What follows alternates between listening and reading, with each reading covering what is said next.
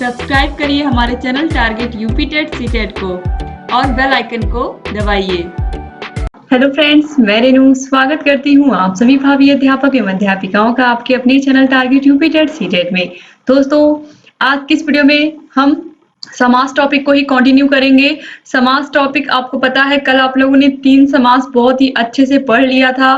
कौन कौन से आपने पढ़े थे? आपने पढ़ा था अव्ययी भाव समास, इसके अलावा आपने पढ़ा था द्विगु समास और बहुव्रीहि समास। आज की इस वीडियो में हम द्वंद्व समास के विषय में पढ़ेंगे, कर्मधारय समास के विषय में पढ़ेंगे और तत्पुरुष समास के विषय में पढ़ेंगे। क्योंकि आपको पता है कि टोटल कितने प्रकार हैं समास के? 6 प्रकार हैं। तो चौथा क्या है? द्वंद्व समास। द्वंद्व समास के विषय में हम पढ़ेंगे। द्वंद्व समास सबसे आसान समास है। तो चलिए हम देखते हैं। इस समास में दोनों पद प्रधान होते हैं, यानी कि 2 पद होते हैं, दोनों के दोनों प्रधान होते हैं और दोनों पदों के संबंध को जोड़ने के लिए च का प्रयोग किया जाता है। जैसे कि पितरौ, पितरौ में माता च पिता च। अब देखिए, जो द्वंद्व समास होता है दोस्तों, ये 3 प्रकार का होता है। इतरेतर द्वंद्व, समाहार द्वंद्व और एक शेष द्वंद्व। एक एक के विषय में हम पढ़ेंगे अच्छे से। द्वंद्व समास भी बहुत इजी है। इससे पहले के जितने भी वीडियोस मैंने बनाए हैं आपको यहाँ आई बटन पर क्लिक करके मिल जाएंगे और डिस्क्रिप्शन बॉक्स और कमेंट बॉक्स में भी आपको लिंक दे देती हूँ मैं। वहां पर भी जाकर के आप सभी विषयों को देख सकते हैं। केवल संस्कृत ही नहीं, सभी विषयों को अच्छे से आप पढ़ सकते हैं। चलिए दोस्तों, देखते हैं यहाँ पर इतरेतर द्वंद्व क्या है। इतरेतर द्वंद्व में क्या क्या चीजें आती हैं? इतरेतर द्वंद्व किसे कहते हैं? सबसे पहले देखिए, इतरेतर द्वंद्व समास किसे कहते हैं। इसमें समान विभक्ति वाले 2 या 2 से अधिक पदों का बोध होता है। जैसे कि समस्त पद, देखिए समस्त पद का मतलब होता है पूरा समासिक पद और ये समास विग्रह। तो राम लक्ष्मणो यानी कि रामश्च लक्ष्मणश्च, यहाँ पर ये बात बताई जा रही है कि राम और लक्ष्मण दोनों हैं और दोनों ही क्या है? दोनों आप देखिए, चाहे राम हो या लक्ष्मण हो, दोनों ही अपने आप में प्रधान है। दोनों भाई हैं और दोनों लोगों का नाम आप देखिए, दोनों यहाँ पर प्रधान है। राम भी प्रधान है, लक्ष्मण भी प्रधान है। इसके बाद देखिए, ईश कृष्णो, ईसा च कृष्णा च, यानी कि दोनों लोगों को बराबर महत्व दिया जा रहा है। यहाँ पर ये बात बताई गई है।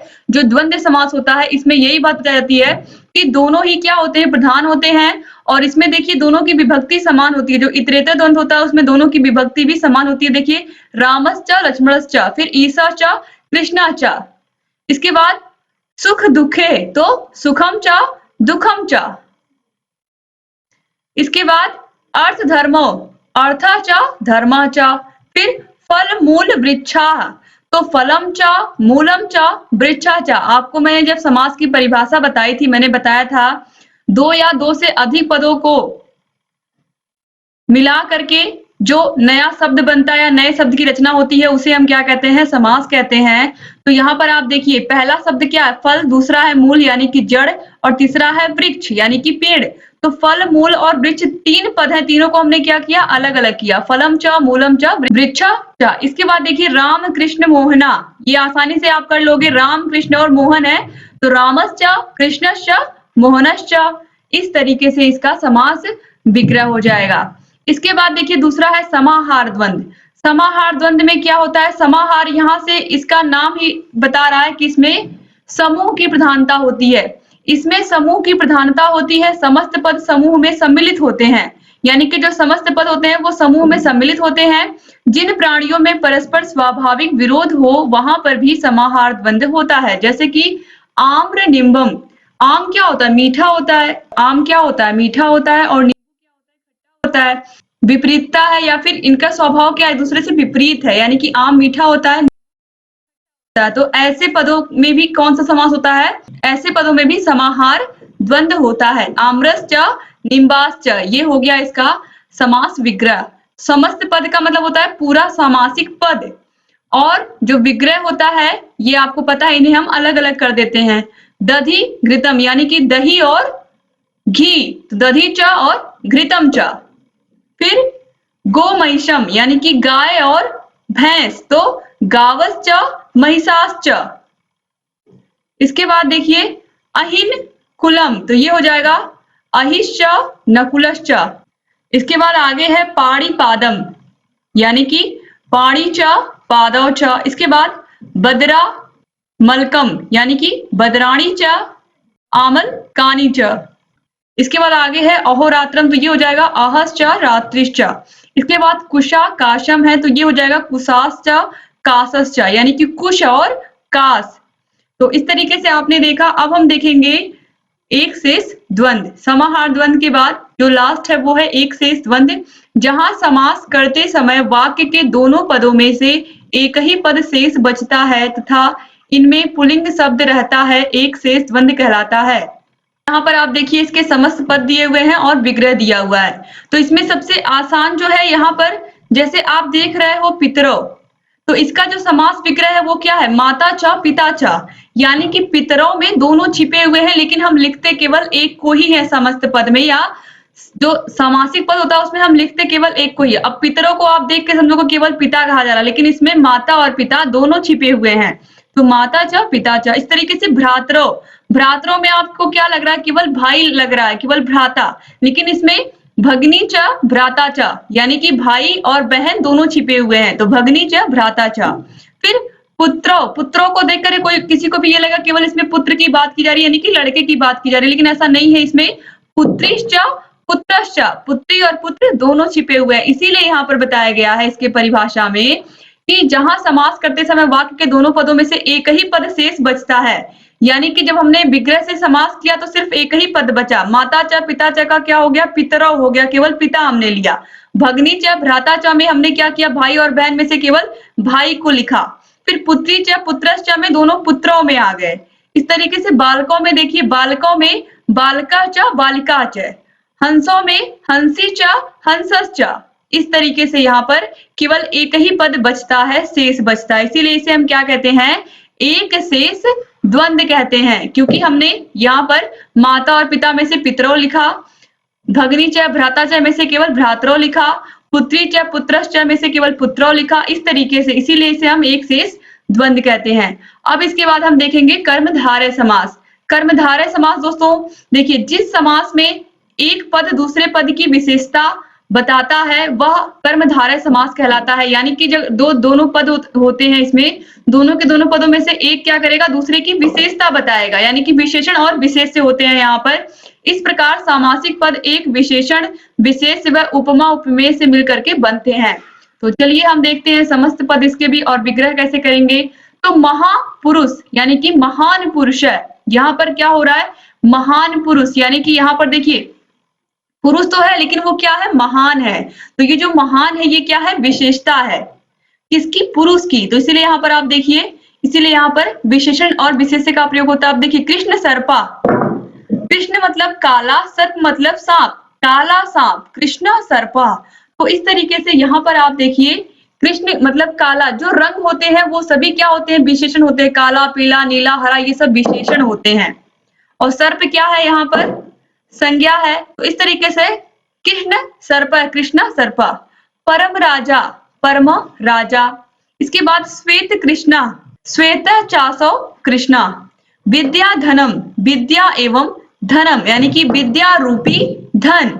इसके बाद वीर पुरुष, वीर मतलब क्या होता है, वीर जो है ये क्या है, ये विशेषता है, पुरुष की विशेषता बता रहा है वीर। तो वीरा च असो पुरुष, यानी कि वीर है जो पुरुष। फिर इसके बाद महात्मा, महान च असो आत्मा। महात्मा बहुत बार पूछा गया है एग्जाम में, महात्मा में कौन सा समास होगा, तो कर्मधारय समास होगा, याद रखिएगा। इसके बाद देखिए सुंदर पुस्तकम, सुंदर है पुस्तक, सुंदर किस विशेषता बता रहा है, किसकी, पुस्तक की। तो सुंदर क्या हो गया, विशेषण हो गया, तो सुंदरम पुस्तकम। महाराजा, महाराज यानी कि महान राजा, तो महान च असो राजा। इसके बाद मुख कमलम, अब यहाँ पर आप देखिए रूपक अलंकार आ गया, मुख कमलम यानी कि जो मुख है वो बिल्कुल कमल है, तो इस तरीके से मुखम कमलम इव। इसके बाद घन श्यामा, तो ये हो जाएगा घना इव श्यामा। पुरुष व्याघ्र, पुरुषः व्याघ्र इव। तो इस तरीके से यहाँ पर उपमा उपमेय रूपक और विशेषण इन सभी का प्रयोग होता है कर्मधारय समास में। इसके बाद अब हम देखेंगे तत्पुरुष समास। तत्पुरुष समास दोस्तों ये भी बहुत ही इंपॉर्टेंट है। जो तत्पुरुष समास होता है इसमें जो उत्तर पद होता है, यानी कि जो बाद वाला पद होता है, दोनों पदों में जो बाद वाला होता है वो प्रधान होता है। जैसे कि राजपुत्र में पुत्र प्रधान होगा, राज मंदिरम में मंदिर जो होगा वो प्रधान होगा। तो इस तरीके से प्रथम पद में द्वितीय से लेकर के सप्तमी तक की विभक्तियां लगती हैं। इसका विग्रह विभक्ति के अनुसार या कारक के अनुसार किया जाता है, जैसे कि राजपुत्र, राजमंदिरम आदि। अभी इसको हम एक एक को समझेंगे। तो सबसे पहले तत्पुरुष समास के भेद में हम देखेंगे। सबसे पहले यहाँ पर आपको मिलेगा द्वितीय तत्पुरुष। देखिए द्वितीय तत्पुरुष में क्या क्या चीजें होती हैं। तो इसके पहले पद में द्वितीय विभक्ति का प्रयोग होता है। इसके उत्तर पद में कतः प्रत्यांत होता है। द्वितीय तत्पुरुष समास के कुछ महत्वपूर्ण उदाहरण इस प्रकार हैं। तो चलिए देखते हैं। इसमें द्वितीय विभक्ति का प्रयोग होता है। द्वितीय यानी कि कर्म कारक। तो देखिए गजारूढ़, गजम आरूढ़ यानी कि गज पर सवार। शरणापन्ना यानी कि शरण को गया हुआ, तो शरणम आपन्ना। कृष्ण श्रिता यानी कि कृष्णम श्रिता। इसके बाद ग्राम गता यानी कि ग्रामम गता, गांव को गया हुआ। फिर धनापन्ना, धनम आपन्न यानी कि धन को प्राप्त करना। कूप पतिता, कूपम पतिता यानी कि कुएं में गिरा हुआ। इसके बाद जो तृतीय विभक्ति है वो है, इसके पहले पद में तृतीय विभक्ति का प्रयोग होता है। इसके पहले पद में तृतीय विभक्ति का प्रयोग होता है। तो चलिए हम देखते हैं किस तरीके से इसके एग्जाम्पल्स हैं। सबसे पहले देखिए धनहीना यानी कि धनेन हीना, धन से हीन यानी कि जिसके पास धन नहीं है। फिर मास पूर्वा यानी कि मासेन पूर्वा। आचार कुशला, आचारेण कुशला यानी कि आचार व्यवहार में कुशल व्यक्ति। हरित्राता, हरिणा त्राता। इसके बाद ज्ञानहीन, ज्ञान से हीन। धन से हीन, ज्ञान से हीन यानी कि जब तृतीय विभक्ति होती है, आपने पढ़ाई होगा कर्ता ने कर्म को करण से, तो यहाँ पर जब से आएगा, से चिन्ह आएगा, तो इसमें तृतीय विभक्ति होगी इस तरीके से। इसके बाद देखिए दानार्था, दानेन अर्था, दान के अर्थ में। अब चतुर्थी विभक्ति हम देखेंगे। इस समास में पहला पद चतुर्थी विभक्ति में रहता है, जैसे कि भूत बलि, भूताय बलि। गो रक्षितम, गवे रक्षितम। इसके बाद गोहितम, गवे हितम। भूत बलि, भूताय बलि आपने देखा ऊपर भी। पाठशाला, पाठायशाला। पाकशाला, पाकाय शाला यानी कि पकाने के लिए जो शाला होती है जहां पर खाना बनता है, जिसे हम किचन कहते हैं आज, उसे हम संस्कृत में क्या कहते हैं, पाकशाला कहते हैं। इसके बाद पंचमी विभक्ति या पंचमी तत्पुरुष समास है। तो इसमें देखिए इसमें पंचमी विभक्ति होती है। तो बंधन मुक्त यानी कि बंधनात् मुक्ता। तो दोस्तों जो पंचमी विभक्ति होती है यानी कि अपादान कारक जो होता है, अपादान कारक, इसमें अलग होने का बोध होता है। जैसे कि वृक्ष से पत्ते गिरते हैं, तो पत्ते गिर रहे हैं वृक्ष से, तो वृक्ष से क्या हो रहा है, पेड़ से अलग हो रहे हैं ना। तो इसमें क्या होता है, इसमें चीजें अलग होती है। जैसे कि गृह निर्गता यानी कि घर से बाहर निकलना। स्वर्ग पतिता, स्वर्गात पतिता या स्वर्ग को गया हुआ। इसके बाद देखिए व्याघ्र भीता, व्याघ्रात भीता यानी कि जो पंचमी विभक्ति होती है उसमें अगर डर या भय भी लगता है किसी को, जैसे अभी आपने देखा कि अलग होने का बोध होता है और किसी से डर या भय भी लगता है, तो भी पंचमी विभक्ति होती है। जैसे कि व्याघ्र भीता यानी कि शेर से भयभीत होना। प्रेत भीता, प्रेतात भीता यानी कि भूत से डर लगना। सर्प भीता यानी कि सांप से डर लगना। धर्मच्युता, धर्मात् च्युता, ये भी क्या होगा, ये भी पंचमी तत्पुरुष का एग्जाम्पल होगा। अब हम देखेंगे षष्ठी तत्पुरुष। षष्ठी तत्पुरुष में एग्जाम्पल्स हम देखेंगे। सबसे पहले देखिए गज राजा, गजा नाम राजा। राष्ट्रपति, राष्ट्रस्य पति, यहाँ पर एक विशेष व्यक्ति की बात हो रही है षष्ठी विभक्ति में। राजपुरुष, राज्ञ पुरुष, राजा एक ही होता है। राजपुत्र, राज्ञ पुत्र। गंगा जलम, गंगाया जलम। इसके बाद देखिए देव भाषा, देवा नाम भाषा, देवों की भाषा क्या है, संस्कृत है, तो संस्कृत भी क्या हो गई, एक विशेष भाषा हो गई। नदी तटम, नद्याः तटम। धर्म सभा, धर्मस्य सभा। इसके बाद सूर्योदय, सूर्यस्य उदय। जल प्रवाह, जल प्रवाह। इस तरीके से आपने षष्ठी तत्पुरुष देख लिया। अब हम देखेंगे सप्तमी तत्पुरुष। सप्तमी तत्पुरुष में क्या क्या होता है, देखिए इसके समस्त पद और ये रहे समास विग्रह। तो सभा पंडिता, सभायाम पंडिता। वाक प्रवीण यानी कि वाची प्रवीण यानी कि जो बोलने में प्रवीण होता है यानी कि बोलने में उत्तम व्यक्ति, या फिर ये कहें जो बहुत ही अच्छे से अपने विचारों को प्रकट कर लेता है शब्दों के माध्यम से, यानी कि वाक बोलने में अच्छा व्यक्ति, जिसे बहुत अच्छे से बोलने आता है। शास्त्र प्रवीण है, शास्त्र में प्रवीण यानी कि शास्त्र में निपुण व्यक्ति। कला कुशल है, कलायाम कुशल है व्यक्ति, कला में कुशल व्यक्ति। व्यवहार चपला, व्यवहार चपला यानी कि व्यवहार कुशल व्यक्ति आप कह सकते हैं, या व्यवहार से चंचल भी आप कह सकते हैं। दान वीर है, दाने वीरा, दानों में वीर।